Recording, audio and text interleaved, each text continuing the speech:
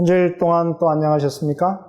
오늘은 제가 지난주에 이어서 요한복음에서 제일 사랑하고 또 저도 그렇게 되기를 희망하는 요한복음 4장, 요한복음 3장과 4장은 이 요한복음에서 마치 가장 그 높은 고봉에 속하는, 그리고 정말 그 예수님을 만나서 정말 클래시컬한 그 변화를 경험한 그런 한 여인의 이야기, 요한복음 4장에 영생하도록 솟아나는 샘물이라는 제목으로 수가 여인의 그 이야기를, 수가 우물가의 여인에 대해서 제가 여러분들에게 말씀을 드리겠습니다. 먼저 요한복음 4장의 몇 구절을 읽겠습니다. 유대를 떠나사 다시 갈릴리로 가실새 사마리아로 통행하여야 하겠는지라.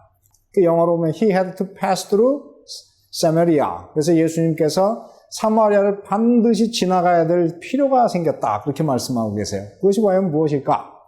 요한복음 4장 6절에 보면 이렇게 말씀하십니다. 또 거기 야곱의 우물이 있더라. 예수께서 행로에 권하여 우물 곁에 그대로 앉으시니 때가 제 6시쯤 되었더라. 예루살렘에서 세겜까지의 거리가 65km입니다. 오늘날 장정들이 부지런히 걸어도 한 13시간은 걸려야 되는 그런 꽤 먼 거리였습니다.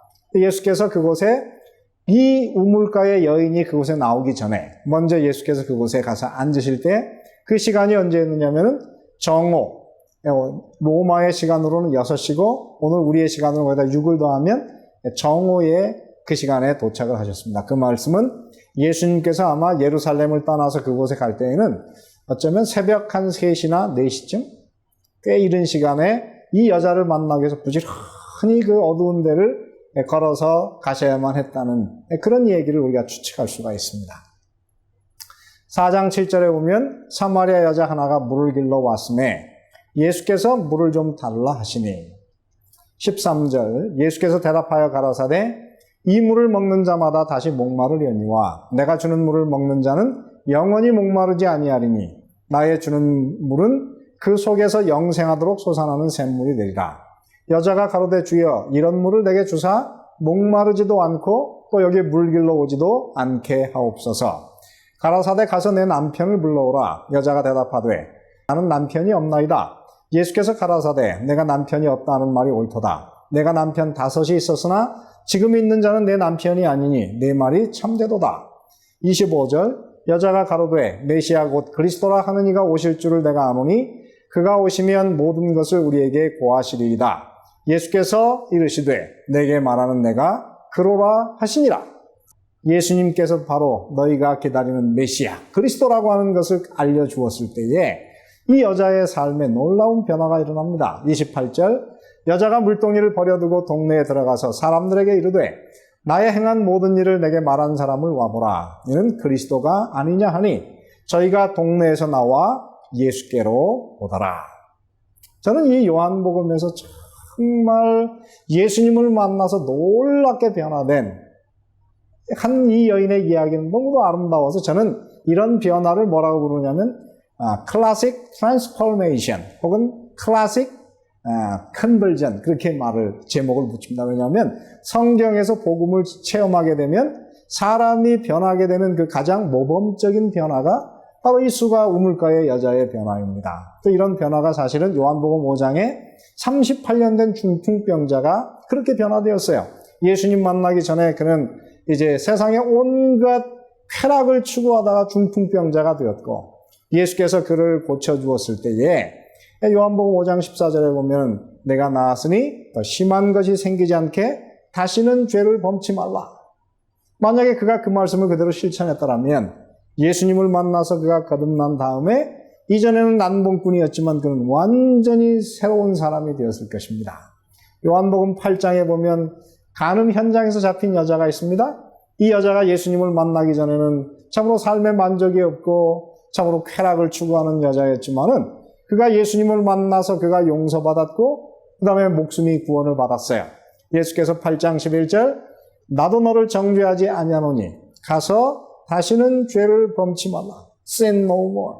오늘 이 말씀에 의하면 이 여자도 예수님을 만난 이후에 쾌락을 추구하던 삶에서 예수님을 진실하게 따르는 그리고 가장 헌신적인, 아마 성경에 의하면은 이 여자가 바로 막달라 마리아, 베다니 마리아, 예수님에게 이제 300데나리온의 그 참으로 향유의 그 옥합을 깨어서 예수님에게 부은 가장 헌신적이고 사랑이 많은, 그리고 예수님을 신실하게 따르는 제자가 된 이 세 사람을 저는 요한복음에 나오는 클래식 트랜스포메이션, 정말 그 가장 고전적이고 모범적인 변화를 경험한 세 사람, 저는 이렇게 이름을 붙입니다. 그 중에 첫 번째 여자가 바로 오늘 여기에 나오는 바로 사마리아 수가 우물가의 여자입니다.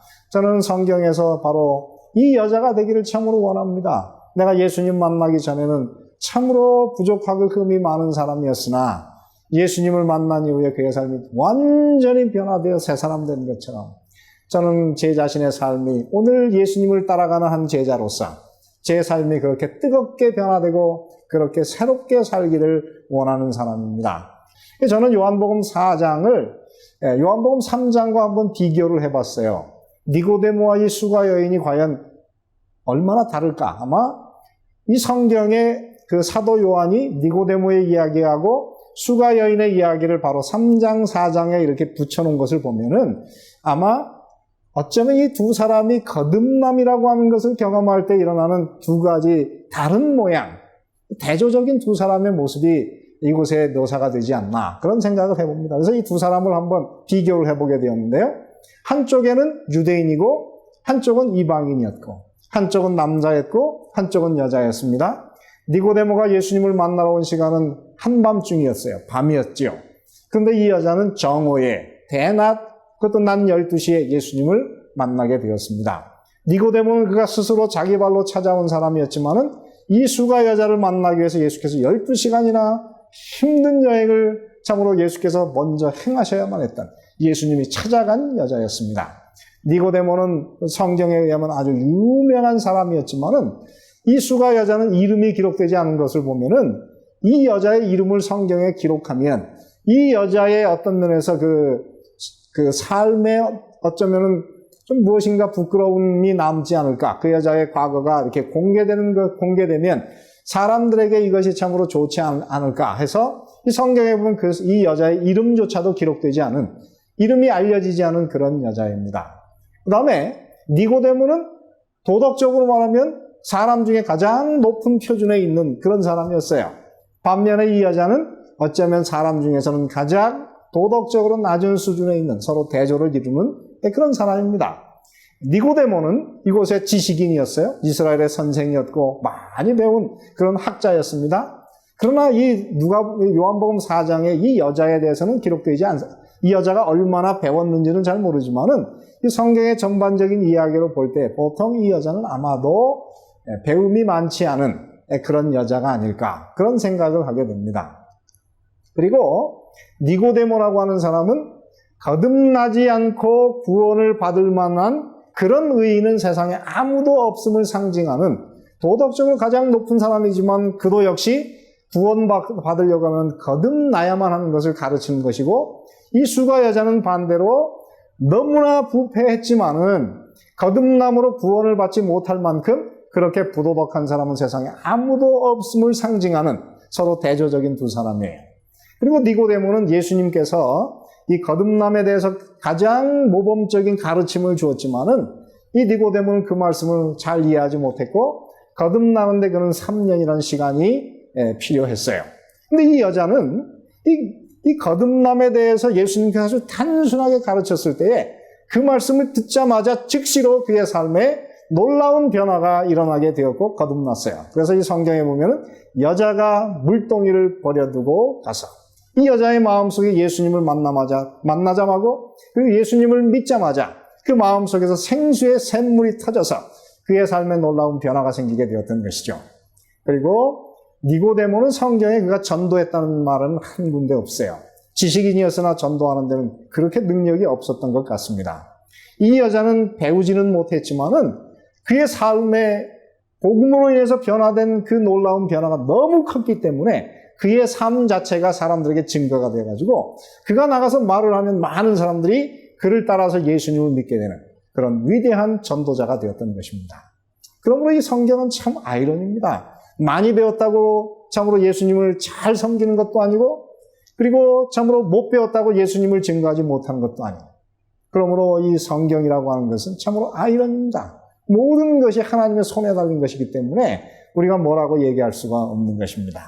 자, 그러면 오늘 이 말씀 가운데 이 수가 여자는 어떻게 하면 이 여자의 마음속에 정말 인생의 목마름도 깨닫지 못했던 그 여자가 예수님을 만나서 그가 어떻게 그렇게 그 가슴 속에 생수의 샘물이 터져서 물동이를 버려두고 온 마을 사람들을 가서 전도해가지고 다 예수님께 나오게 만드는 그런 위대한 변화를 이루었을까? 이 요한복음 4장에는 그 변화의 원리를 여러 가지로 설명해 주고 있습니다. 제가 대학을 다닐 때 한 학자가 예수님의 교육 방법론이라는 책을 제목으로 이 요한복음 4장에 수가 우물가의 이 여자를 예수님께서 변화시키는 모든 단계를 한 단계 한 단계 이렇게 교육 원리에 그것을 적용해서 설명하는 이야기를 제가 본 적이 있는데 참 감동적이었어요.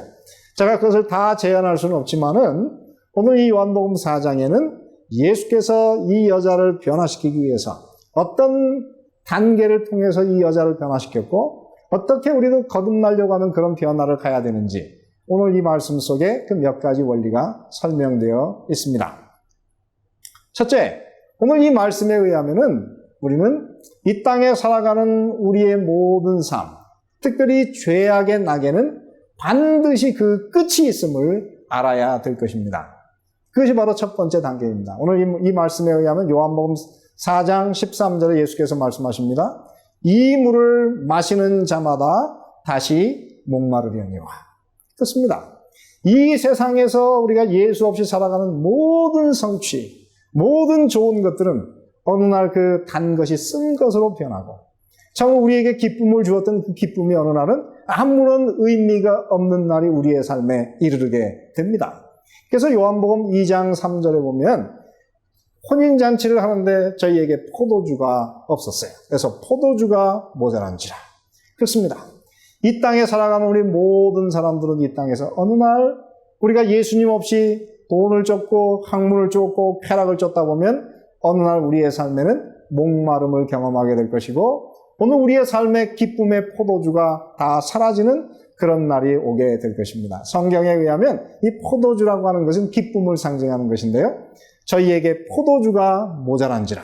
그 말은 바로 예수님께서 하시는 말씀은 이 땅에 살아가는 우리의 삶 가운데는 예수님 없이 살아가다 보면 어느 날 저희에게 기쁨이 없어지는 우리가 늘상 즐겼던 그 모든 것이 어느 날 의미가 없어지고 우리를 참으로 절망으로 몰아가는 그런 날이 우리의 삶에 이르게 될 것입니다.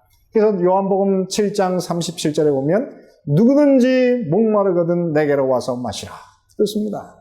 오늘 우리의 삶에는 이 세상 살아가는 우리의 삶에는 예수님 없이 살아갈 때에 어느 날 반드시 우리의 낙의 끝이 오는 것을 여러분 결코 잊지 마시게 되기를 간절히 바랍니다.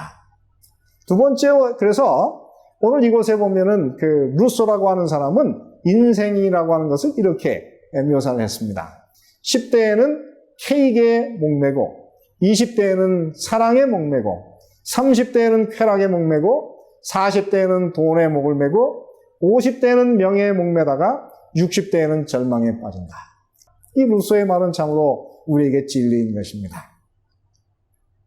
두 번째, 오늘 우리는 이런 갈증이 있을 때에 하나님만이 채울 수 있는 영혼의 갈증을 우리가 깨달아야 되는 것입니다. 오늘 여기서 보면 예수님께서 그렇게 말씀하세요. 이 물을 먹는 자마다 다시 목마르려니와 내가 주는 물을 먹는 자는 영원히 목마르지 아니하리니 나의 주는 물은 그 속에서 영생하도록 솟아나는 샘물이 되리라. 이 여자는 예수님을 만났을 때 정오에 바로 예수님을 정오에 물을 길러 왔어요. 그 당시에 이 우물은 그 마을에서 보통 2마일에서 3마일 밖에, 성 밖에 있었기 때문에 이 들에 있는 것이기 때문에 그것은 여자 혼자서 여행하기는 굉장히 사실은 위험한 일이었습니다. 그 여자들은 보통 이제 이른 아침 혹은 저녁 해가 질 때쯤 이렇게 좀 선선할 때에 여러 여자들이 함께 모여서 서로를 이제 의지해 가면서 이 물을 길러 보지만은 이 여자는 5번 결혼한 여자였기 때문에 동네 사람들이 이 여자를 이제 서로 상대해 주지 않았어요. 그래서 이 여자는 혼자서밖에는 자기의 삶을 살 수가 없는 그런 여자였습니다.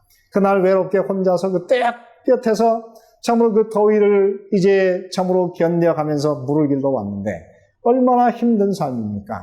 이 여자가 바로 자기의 삶의 이 죄가 그의 삶을 그렇게 절망과 그 다음에 하나의 그 인생의 한 코너로 몰아놓은 그런 모습을 보게 됩니다. 그렇습니다. 이 인생의 죄라고 하는 것은 그런 것이죠.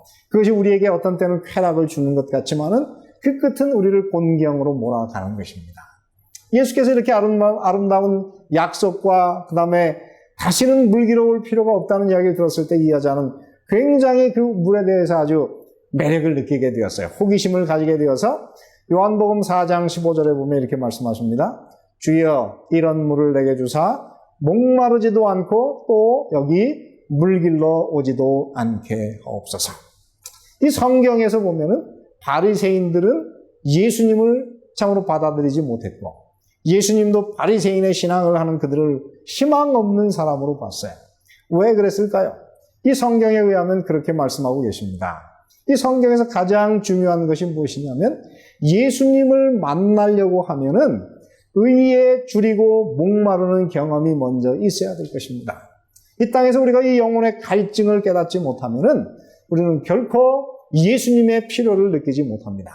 그래서 마태복음 9장에 보면 건강한 자에게는 의원이 쓸데없고 병든 자에게라야 쓸데 있느니라 그렇게 말씀하세요. 그러면 이 땅에 참으로 의에 관해서 모든 사람들이 다 건강했을까요? 그렇지 않습니다.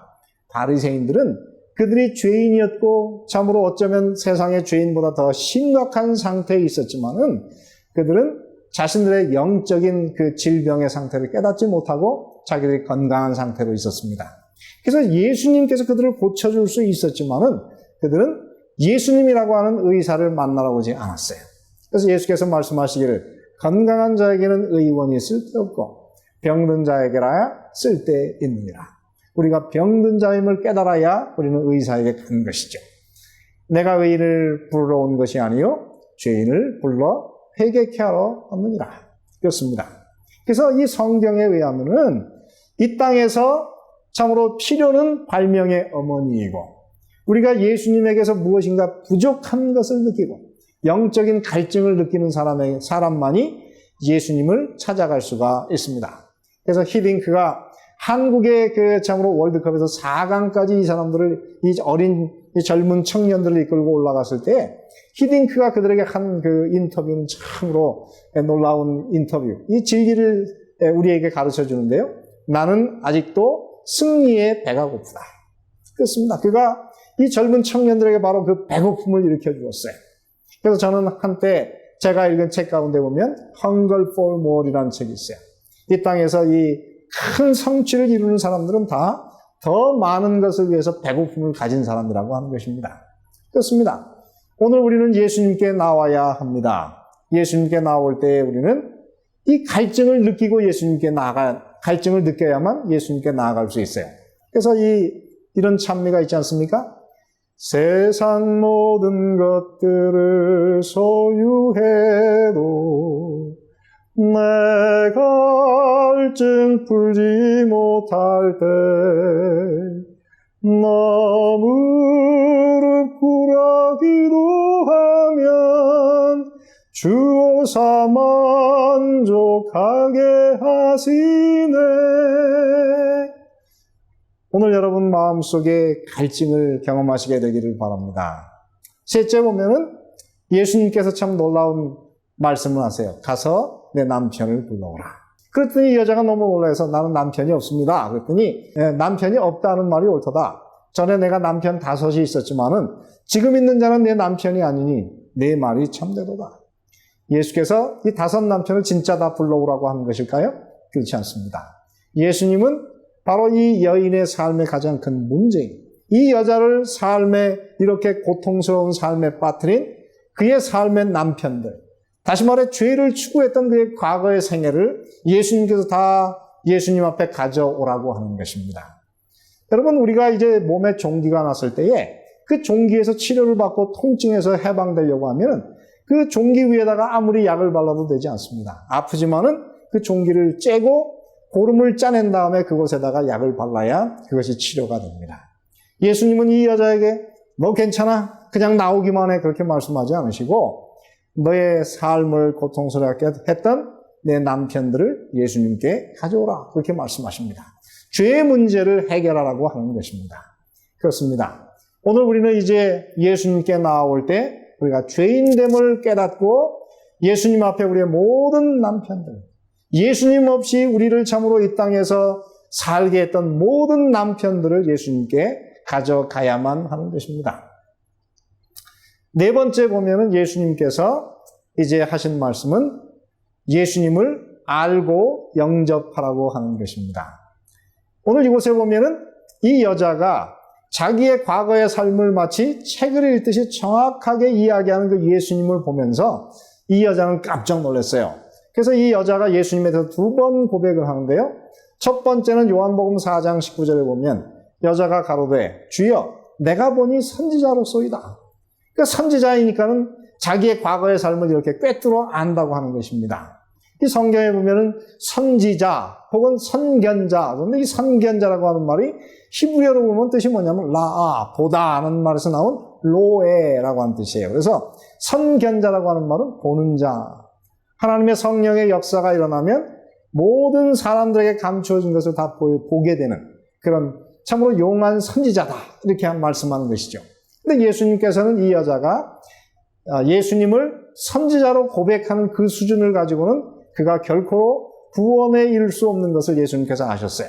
그래서 이 여자하고 더 얘기를 하다가 나중에 이 여자가 드디어 예수님에 대해서 그가 깨달아야 될 참된 진리의 참으로 그 근원에, 진리의 그 아주 참으로 그 정점에 이르게 되었어요. 요한복음 4장 25절 26절에 보면 메시아 곧 그리스도라 하는 이가 오실 줄을 내가 아노니 그가 오시면 모든 것을 우리에게 고하시리이다.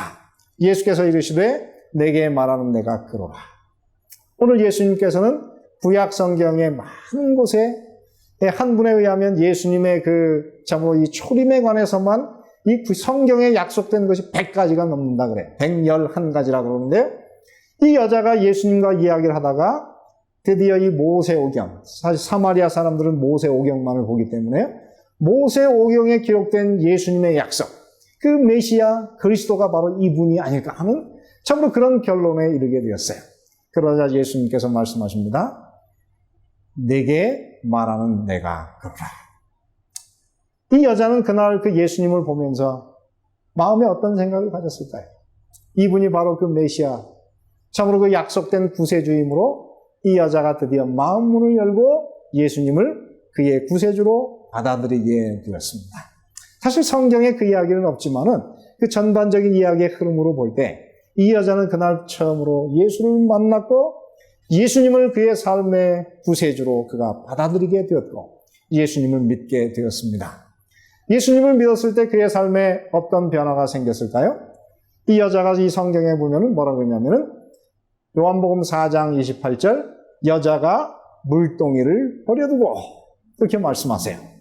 이 성경에서 예수께서 뭐라고 말씀하셨냐면 내가 주는 물을 먹는 자는 다시는 목마르지 아니하리니 그 배에서 생수의 강이 흘러나리라 말씀하셨는데 이 여자가 왜 물동이를 버려두었을까요? 그것은 다른 말로 말하면 이 여자의 마음속에서 예수님의 약속대로 생수가 그 배에서 터지게 되었던 것입니다. 이 여자는 다시는 목마르지 않았어요. 그러므로 그 여자는 이제 더 이상 이 물동이에 의지할 필요가 없었다는 것입니다. 성경에 보면은 이 요한복음에서 보면 물은 바로 생수 성령을 가르치고 있는데요. 이 여자가 그날 예수님을 믿었을 때에 그의 영혼을 시원하게 하는 그의 영혼의 갈증을 해소해주는 성령을 경험하게 되었습니다. 성령을 선물로 받게 되었고 그의 삶에 놀라운 변화가 일어나게 되었습니다. 그 다음에 오늘 이 말씀에 의하면 이 여자가 이제 어떻게 하느냐 하면은 마을 사람들에게 달려가서 나의 행한 모든 일을 내게 말한 사람을 와보라. 이는 그리스도가 아니냐. 이 여자가 이전까지는 자기의 부끄러운 과거를 다 숨기고 싶어 했어요. 그러나 예수님께서 이 여자의 삶에 역사했을 때 그 여자의 과거의 그 모든 잘못들을 주님께서 다 부끄러운 과거들을 치료해 주었어요. 그래서 그의 그 흉악한 그의 삶의 과거가 이제는 더 이상 숨길 필요가 없는 그리스도인의 삶에 변화된 훈장이 되어 버렸던 것입니다. 그렇습니다. 오늘 예수님께서 우리의 삶에 역사하면 우리의 그 과거에 예수 없던 삶은 오히려 예수님을 증거하는 하나의 자랑스러운 이야기가 될 수가 있습니다. 왜냐하면 그의 삶의 모든 것은 치료가 되었기 때문입니다. 그럼 세 번째 보면은 이 여자가 어떻게 했습니까? 이제는 예수님을 믿은 이후에 그는 더 이상 대낮에 물을 이제 길들어 올 필요가 없었어요. 왜냐하면 예수님께서 그의 삶을 치료해 주셨고 동네 사람들이 이 여자와 함께 이제 아침이나 저녁에 함께 물을 길러 나오는 그런 삶을 살 수 있게 되었던 것이죠. 그녀를 불행하게 했던 그 모든 이 여자의 그 참으로 남편들을 다 예수님께 불러왔고 그 다음에 이 여자는 예수님 때문에 이제 드디어 변화된 삶을 살게 되었어요. 그래서 이 여자는 동네 사람들과 함께 아침 혹은 저녁에 참으로 재밌는 이야기를 나누면서 함께 물을 길러 올 수가 있게 되었던 것입니다. 마지막으로 이 여자는 자기의 변화된 삶을 통해서 사람들에게 예수님을 힘있게 증거하는 전도자가 되었습니다. 오늘 이 성경에 의하면 온 마을 사람들이 다 예수님을 믿게 되었다. 그렇게 말하고 있어요. 그렇습니다. 오늘 이 요한복음 4장은 예수를 만남으로 그의 삶에 놀라운 변화를 경험한 참으로 기적의 이야기를 이야기해주고 있습니다. 이곳에 예수님은 기적을 베풀지 않았지만 어쩌면 요한복음에 나타난 기적 중에 가장 큰 기적, 흉악한 죄인이 예수를 만나 새 사람이 되는 전도자가 되는 놀라운 이야기가 요한복음 4장의 이야기입니다. 기적은 없으나 가장 위대한 기적의 이야기, 요한복음 4장의 이야기입니다. 오늘 여러분께서 예수님을 믿게 되시고 예수님을 알고 믿게 되면 여러분의 삶에도 이 여인처럼 놀라운 변화를 경험하게 될 것입니다. 우리의 삶의 생수의 샘물이 되시는 예수 그리스도를 오늘 만나시고 그 예수를 받아들이시고 여러분의 가슴 속에도 생수의 샘물이 터지는 놀라운 변화의 경험을 하시게 되기를 바라고 오늘 말씀을 마치겠습니다. 더 깊은 말씀 연구를 위해서 저희 오늘의 신앙 TV 방송은 성경 연구 코스인 말씀의 향기를 준비하고 있습니다. 이 책자는 성경에서 꼭 이해해야 할 내용을 5권으로 요약한 책입니다. 또한 예언서인 다니엘서와 요한계시록을 혼자서 연구하실 수 있도록 다니엘서 예언연구와 요한계시록 예언연구 책자들이 준비되어 있습니다. 이 책자를 신청하실 분들은 아래의 전화번호 562-405-2806번으로 연락 주시기 바랍니다.